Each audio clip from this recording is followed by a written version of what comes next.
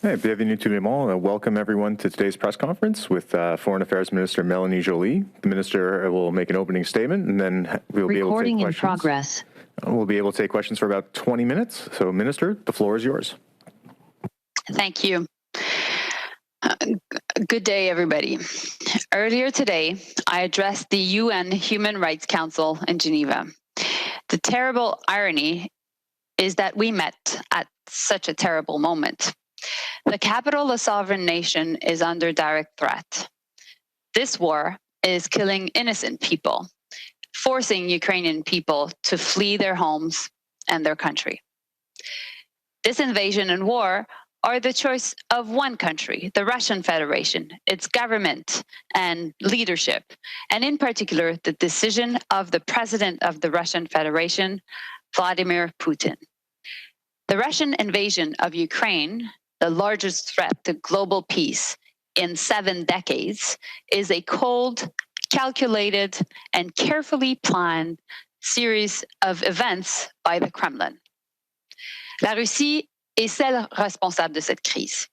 Elle a choisi de recourir aux mensonges et à la violence et de fabriquer de toutes pièces une crise pour tenter d'anéantir l'état de droit et de violer les droits de la personne.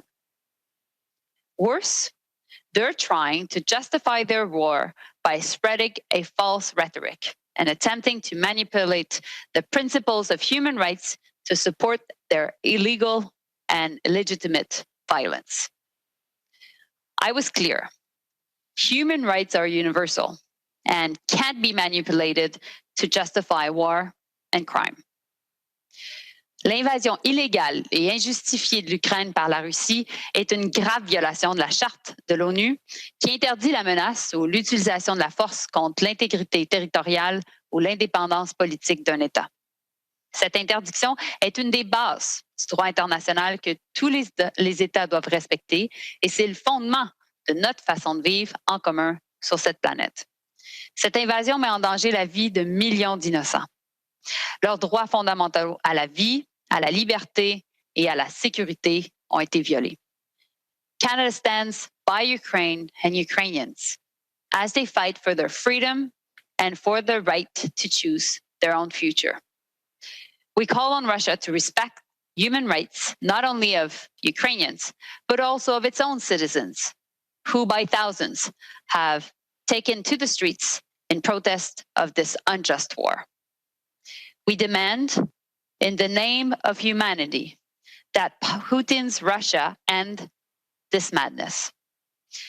The world is watching, and future generations will remember how we confronted this moment. Russia's invasion of Ukraine makes the work of protecting human rights even more urgent.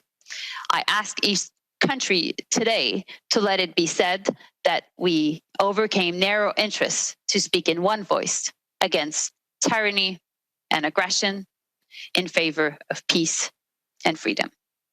Merci. Thank you. I'm now available to take your questions. All right. So I have a number of people who want questions. So if we can keep our questions direct and minister the answers as well, we can get through quite a few people here. So we're going to start with Justin Ling, and we'll take it from there. Good morning, Minister. Thanks for doing this. Obviously, over the recent weeks, you've slapped sanctions on a number of political and economic figures in Russia, but focus is increasing on the number of businesses here in Canada that are either owned in part or in whole by prominent Russians who have benefited from Putin's economic regime. I'm wondering what the considerations are like right now in terms of sanctioning some of those folks who have assets here in Canada. Mm-hmm. We're looking at all options. It is important for Canadians to know that should people that benefited from the Russian regime are now in Canada or within the G7, we will take action. That's what the G7 ministers agreed upon over the weekend. And so we know that there are more sanctions to be made. There will be more sanctions coming, and I'll have more to say during the coming week regarding that. Thanks, Minister. I'm wondering, what the timeline looks like for further measures from the G7 or from NATO or other allies. It's clearly the results have been clearly felt on the ruble. I'm wondering what the timeline might be like for more sanctions, more measures, and potentially more actions against Russia in terms of membership in the G20. Well, our goal is to put maximum pressure on Russia and to isolate it. And so I commend all the businesses, people in the cultural sector, in the entertainment sector, in the sports sector, who have decided to take decisive action to put pressure on Russia. The idea is to make sure that the Kremlin and Putin himself understand that we won't let his actions, his invasion of Ukraine, silent. It is important that we continue to play that role, that leadership role, and that respond also to the outrage of people around the world regarding what's going on in Ukraine. And so regarding your question about the G20, of course, we're also looking at finding ways to make sure that we impose maximum pressure on Russia, even within multilateral forums. Okay, next up, Yasmine Mehdi from Radio-Canada. Oui, vous m'entendez bien? Excellent. Vous dites que la Russie menace l'ordre international basé sur les règles, viole la Charte des Nations Unies, mais il y a quelques heures, l'ambassadeur de la Russie à l'ONU était à l'Assemblée générale pour défendre l'invasion illégale de son pays en Ukraine. Vous pensez quoi du fait que la Russie ait encore une place dans une institution multilatérale comme l'ONU, qu'elle conserve son droit de veto au Conseil de sécurité? Est-ce que ça veut dire que dans votre tête, l'ONU va servir à peu près rien pour sortir de cette crise?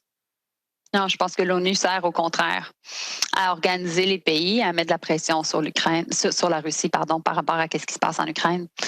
Je pense que c'est important qu'on puisse s'engager comme pays avec plusieurs autres pays pour créer une coalition anti-guerre.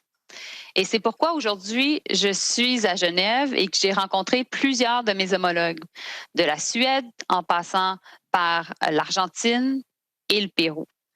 Parce que de l'Asie-Pacifique, en passant par l'Amérique latine, à l'Europe jusqu'à l'Amérique du Nord, partout, les citoyens sont extrêmement choqués par rapport à ce qui se passe. On est, pour une des premières fois dans notre histoire, en train de voir une guerre qui est en direct sur les médias sociaux, dont les images sont partagées via les Facebook et Instagram de ce monde. Et donc, ça permet un très grand afflux d'informations auprès de la population et ça fait en sorte aussi de créer beaucoup d'appui pour justement mettre de la pression sur la Russie.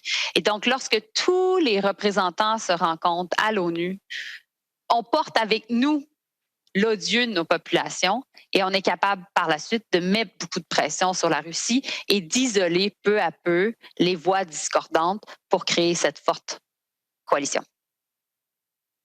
Je veux vous entendre sur l'aide militaire. Là, cette fin de semaine, on a beaucoup d'alliés du Canada qui ont accepté d'envoyer plus d'armes en Ukraine. Nous, on a annoncé l'envoi de matériel militaire non létal. Comment ça se fait? Pourquoi le Canada n'envoie pas plus d'armes à l'Ukraine? Est-ce que c'est parce qu'on n'en a pas? Est-ce qu'il y a des enjeux opérationnels ou est-ce que c'est juste parce que le Canada est à la remorque, finalement? Hier, on a annoncé dans le fond, hier, on a annoncé de l'appui non létal à l'Ukraine parce que c'est exactement ce que la vice-première ministre de l'Ukraine m'avait demandé, c'est-à-dire des casques, des gilets pare-balles, plusieurs équipements de protection. Mais en même temps, on a dit qu'on allait en faire plus et qu'on allait faire en sorte de soutenir la défense des Ukrainiens. Ma collègue Anita Anand et moi sommes en discussion présentement et il va de soi que notre objectif est d'aider encore davantage en offrant des armes létales aux Ukrainiens. Et c'est pourquoi j'ai été en discussion avec mon homologue polonais pour être en mesure de trouver une façon de pouvoir livrer ces armes-là via la Pologne à l'Ukraine. Okay, up next, Tonda McCharles from the Toronto Star. Oh. Good afternoon, Minister. How do you assess what's going on between Ukraine and Russia in terms of the talks? What is your evaluation of the prospect of anything coming of that? Is it time maybe for everyone to give that a chance to proceed, or how do you see that?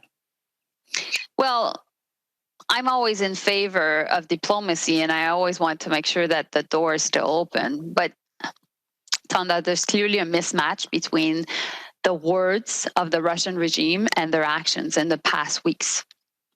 And I've said it in my speech today. Russia lied. They lied to Ukraine. They lied to all of us.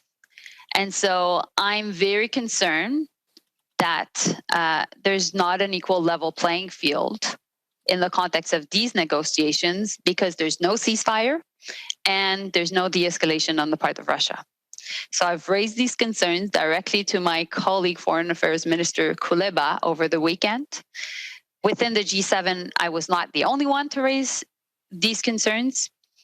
And at the same time, we need to make sure that Ukrainians are more supported, have access to different forms of aid.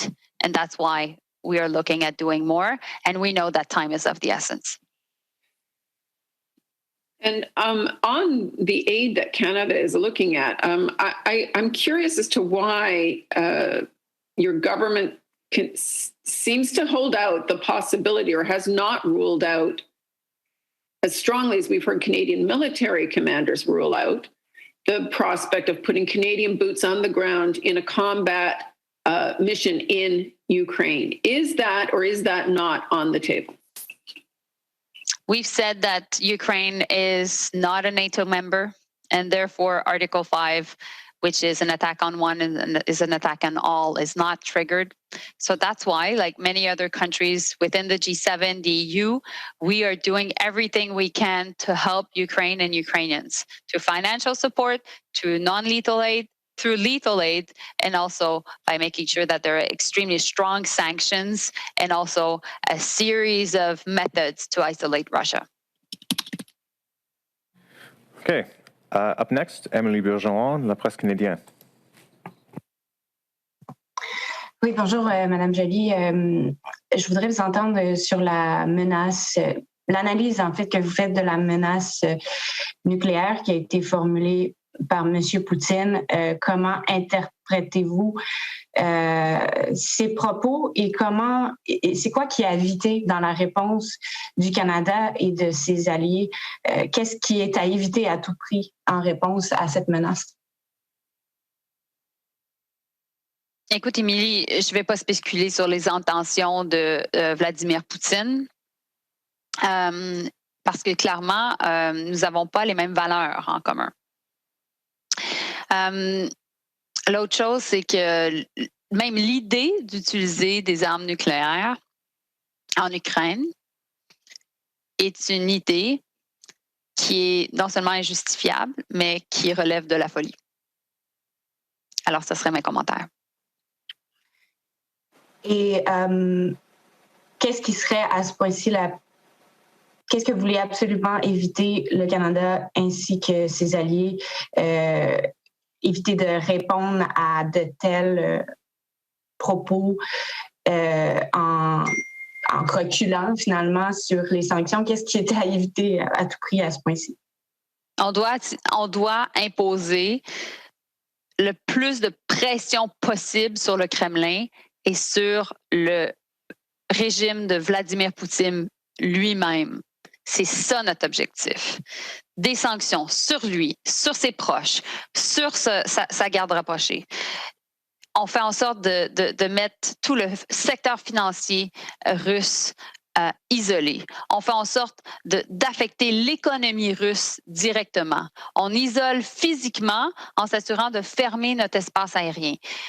On s'assure qu'il n'y ait pas de grande compétition internationale sportive qui soit en Russie, qu'on puisse aussi saluer les efforts de tous ceux et celles qui ont le courage de protester contre le gouvernement russe alors qu'ils sont eux-mêmes en Russie et qu'ils sont russes. Donc, il y a plusieurs choses que l'on fait et à chaque jour, on raffine notre stratégie et à chaque jour, on en fait plus. Okay, we're about halfway done, so I'm going to try to, and we still have a lot of people with hands raised. So up next is Christopher Nardi, National Post. Good afternoon, Minister. Thanks for taking our questions. The first thing I saw today that the Uniting for Peace resolution is going to be voted on today and the mechanic going forward. Does Canada believe that there is 2/3 membership support to go forward with that resolution at the UN? Chris, Canada's goal right now is to make sure that there is the most support possible to voice our concern regarding what's going on in Ukraine. And that is why I've been speaking with many of my colleagues from around the world. I've talked to people in the Gulf region. I've talked to people, obviously, in Europe, in Africa, in South America, and in the Asia Pacific.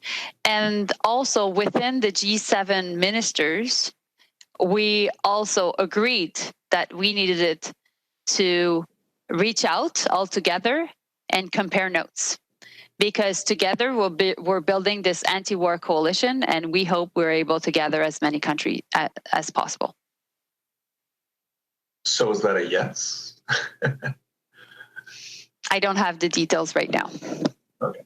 And I also saw this morning the Russian embassy in Canada put out a somewhat threatening statement. Well, I guess not just somewhat, but threatening statement, threatening retaliation over what they claim is a hostile protest in front of their embassy here in Ottawa.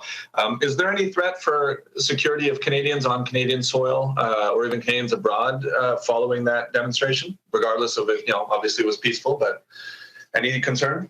Like you mentioned, it was a peaceful protest. We know that there's a right to peaceful protests in our country.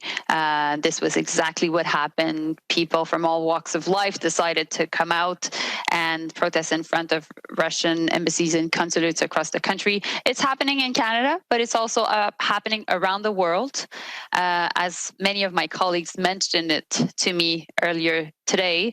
And we think and we assess that these protests, like you mentioned, were safe, and therefore they were in line with our Constitution.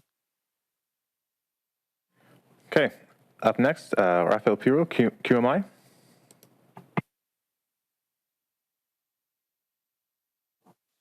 Oui, bonjour, Madame la Ministre. Concernant la souveraineté du Canada en Arctique, je veux savoir s'il y avait d'autres mesures qui sont envisagées peut-être en ce moment. Et il y a eu un vol russe, apparemment, ça n'a pas été confirmé à 100%, qui a violé les mesures actuelles. Donc, qu'est-ce que le Canada peut mettre en place en ce moment-là pour assurer notre souveraineté dans l'Arctique? Mm-hmm. Mais premièrement, on sera toujours là pour défendre notre souveraineté en Arctique. On siège sur le Conseil de l'Arctique avec plusieurs pays, notamment les pays scandinaves, et j'ai beaucoup de conversations avec mes collègues de la Suède, de la Finlande, du Danemark et de la Norvège sur le fait de protéger l'Arctique et nos différents territoires au sein de cet espace-là. Et puis, vous savez très bien que la ministre Annan, dans sa lettre de mandat, a également le mandat de moderniser NORAD, donc cette entente importante au niveau de la défense de l'Arctique. Au niveau de la question du vol de Aéroflot, en fait, Transport Canada est en train d'étudier la question. Il y a des processus qui sont en place et certainement mon collègue ministre des Transports pourra répondre à la question. Merci, Raphaël. Merci.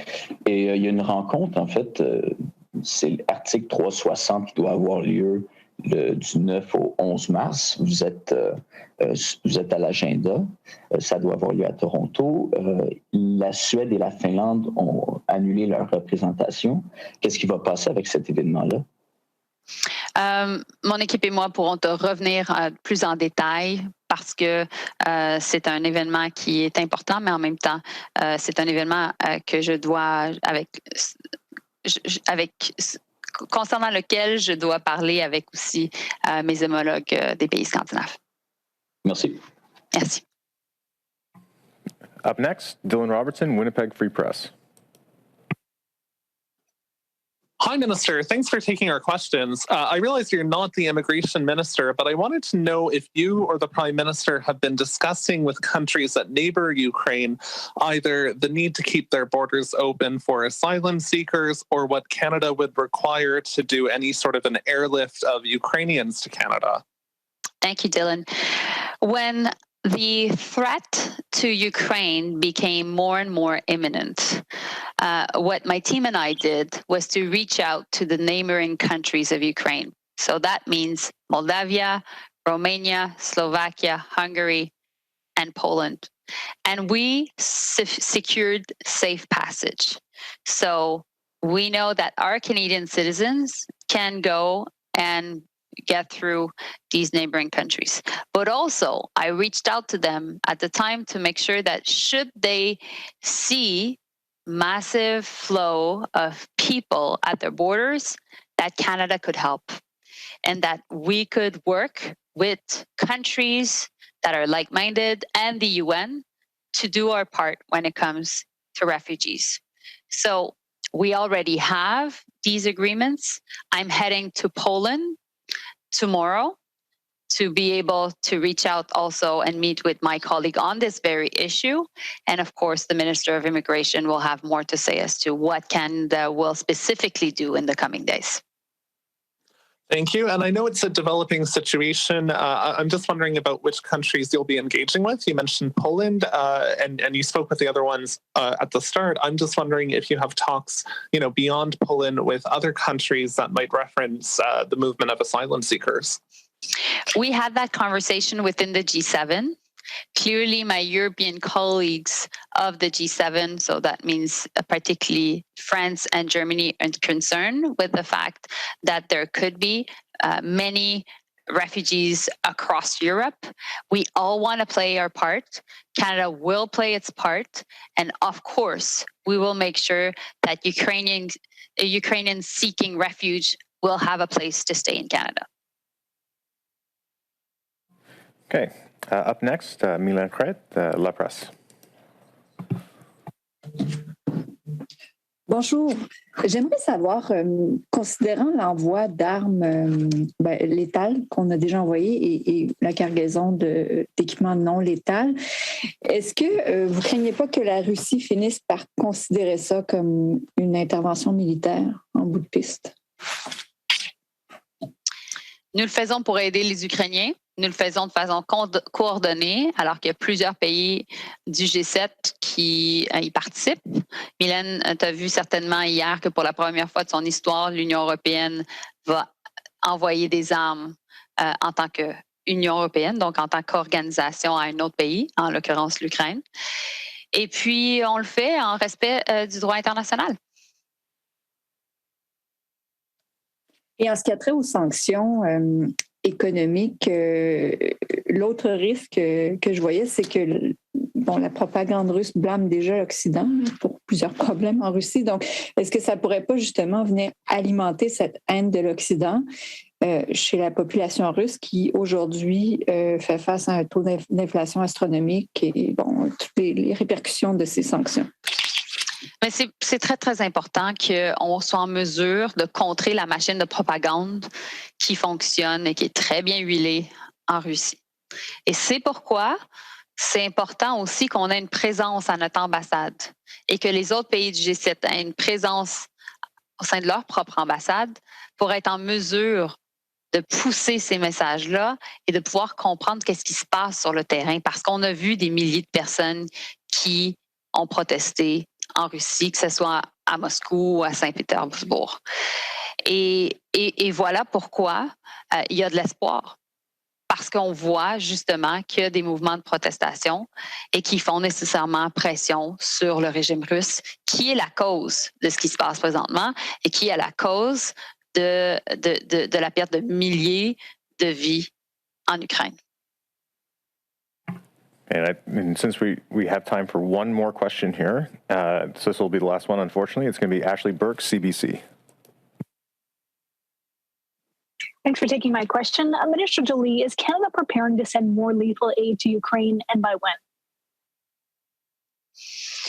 Yesterday, Ashley, we announced that we would be sending non-lethal equipment because that's exactly what the Ukrainian government was asking us. We had sent already 2 lethal aid deliveries. We knew that it was important for Ukrainian soldiers to have protective gear, and that's what we did. We also said that everything was on the table and we wanted to do more. And so my colleague, Anita Anand, is at the moment we're speaking together, looking into what can be done in terms of lethal aid, and therefore we will be able to make sure to send lethal aid to Ukraine. My role in this is to make sure that this aid gets in the arms of Ukrainian soldiers that are fighting for their life and fighting for their motherland. That's exactly why I've been able to get an agreement from Poland to make sure that that delivery could be done through their borders. But that's exactly why also I'm heading to Poland tomorrow to meet with my Polish counterparts and their government in Warsaw, but also to go at the Ukraine-Poland border to see with my own eyes what is going on and how we can make sure that ultimately the delivery is well done. And what kind of lethal aid are you preparing to send for this third round? And why wasn't it sent far earlier? Well, being the head of diplomacy, this is not necessarily within my own purview, but what I can tell you, though, is my colleague Anita Anand is looking at different options, and she is working with her own department, D&D, to see what is possible. And also, I would like to commend my friends within the EU for their historic decision that was made yesterday to send lethal aid to Ukraine. It's the first time that the EU goes ahead and makes that decision. I think also Germany decided to change course and send lethal aid to Ukraine. So we're seeing a strong movement.